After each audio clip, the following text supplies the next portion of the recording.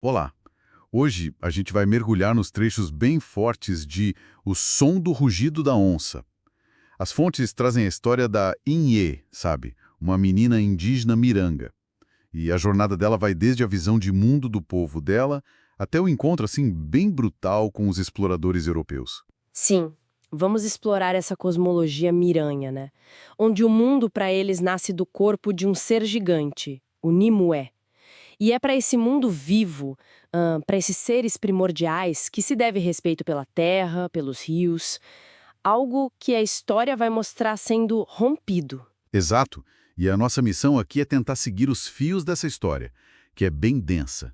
A perda cultural, a resistência e uma transformação que surpreende. Ok, vamos tentar desenrolar isso. A história começa então apresentando a Inê. Ela estava destinada a aprender os rituais, os segredos da floresta. Isso, junto com o irmão, o Tsitsi e o avô xamã. E tem um elo muito especial dela com a onça, a Tipaiú. E essa conexão, como você disse, era vista com uma certa desconfiança pelo pai, né? O Tuxaua, o líder. Pois é, eles já demonstravam uma influência de fora, assim, até adotando um nome português, João Manuel. Esse detalhe já sinaliza uma tensão cultural, sabe? Mesmo antes dos europeus chegarem para valer. E é aí que entra na história o cientista Martinhos, que chega doente.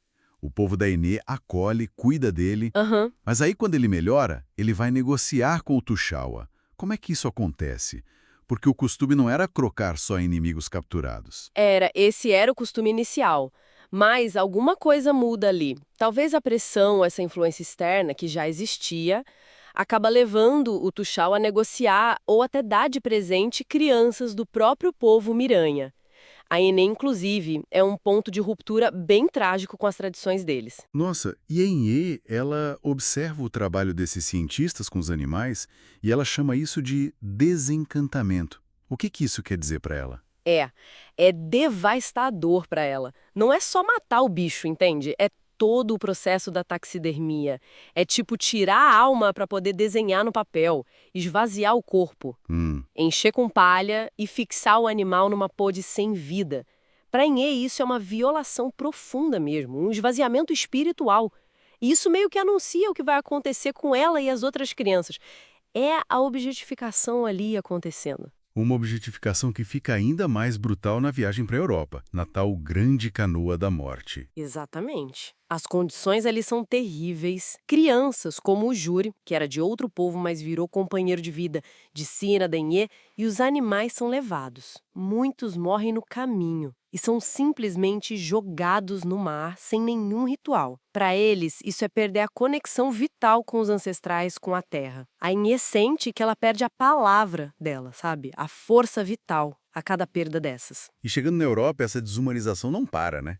Eles são exibidos para o rei Maximiliano I da Baviera e rebatizados Isabela Miranha e Johann Juri como se fossem, sei lá, espécimes exóticos. Pois é. A própria rainha Caroline, apesar de ter uma curiosidade no início, ela sente um incômodo e pede para afastarem eles. Aí eles ficam sob a guarda dos cientistas. Deixam de ser pessoas para virar objeto de estudo, né? Curiosidades de um mundo selvagem. E o estranhamento todo, o clima europeu, que é muito diferente, duro, isso cobra um preço. O júri adoece gravemente. Sim, pega pneumonia, tem infecções, e os tratamentos europeus da época, tipo sangria, ele via como feitiçaria. Para ele, não fazia sentido, não curava. Ele acaba morrendo. E aí a gente vê bem a manipulação da narrativa, né? O Martius anota a morte, mas omite detalhes, ele reescreve os fatos nos diários dele, para justificar as ações dele, para dizer que o Tuxal era desumano, que a Inhé tinha sido resgatada. Cada rasura ali é uma tentativa de controlar a história. Essa tentativa de controlar a narrativa é assustadora. A Inhé também fica doente, né? Sentindo um vazio imenso, saudade de casa, da mãe, da floresta. O frio da Europa parece que congela a alma dela. E é nesse ponto, assim, quase na morte física, que a narrativa diz que surge a voz da menina morta. Uma voz que vem das rachaduras da história oficial, essa controlada pelo Martius. É uma voz ancestral, selvagem. E aqui a coisa toma um rumo bem inesperado, né? Perto da morte, a Inê finalmente consegue chamar a onça grande, a Tipaiú, do jeito certo, cumprindo aquele pacto da infância. E aí acontece a transformação. O aranhê, a menina e a onça viram uma só. Não é bem uma fuga, sabe? É mais a incorporação de uma força ancestral. Uma forma de ir além da morte física. Ela até reencontra a mãe rapidinho na margem do rio, mas já como onça. E depois segue com a Tipaiú, se tornando um ser encantado, uma guardiã. E sendo onça, essa Uaranhê ganha uma perspectiva diferente. Consegue ver além do tempo dela. Consegue, sim. Ela testemunha a violência continuando, a exploração brutal do cauchum, aquele ciclo de extração super violento na Amazônia, ligado a figuras como o pessoal da Casa Arana. O sofrimento que continua para o povo dela e para outros povos originários, para os negros também, a negação de identidade no Brasil. Ela chega a confrontar o espírito do Martius, já velho, e é uma mistura complexa de ressentimento pela ferida, mas também o reconhecimento pelo amor que ele tinha pelas plantas da floresta. Então, o que a gente tira dessa jornada toda que é tão intensa? A história da Engeim e mostra a violência colonial em várias camadas, né? A perda do nome, da identidade, o silenciamento. Mas, ao mesmo tempo, é uma história de uma resiliência, nossa, imensa. Com certeza. E a transformação final não é só fantasia, é um símbolo poderoso. É incorporar força ancestral para resistir, para manter a memória viva, vigilante.